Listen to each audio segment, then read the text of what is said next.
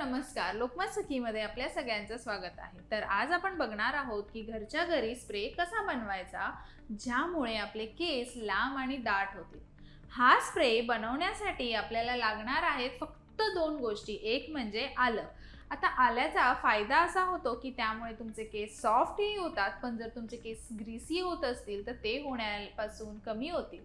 दुसरं म्हणजे aloe vera gel.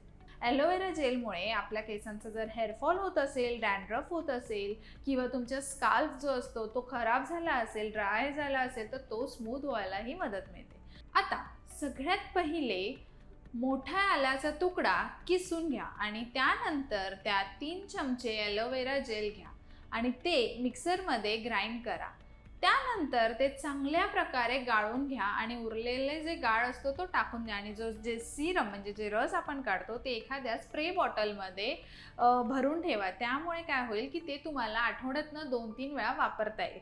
बरं, हा स्प्रे फक्त 2 ते 3 वेळाच वापरा, त्यानंतर तो दुसरा नवीन बनवा, हा जुनावाला वापरू नका. हा स्प्रे रात्री झोपायच्या आधी तुमच्या स्काल्पला म्हणजे तुमच्या केसांच्या मुळावर मारा आणि तो हाताने मसाज करा.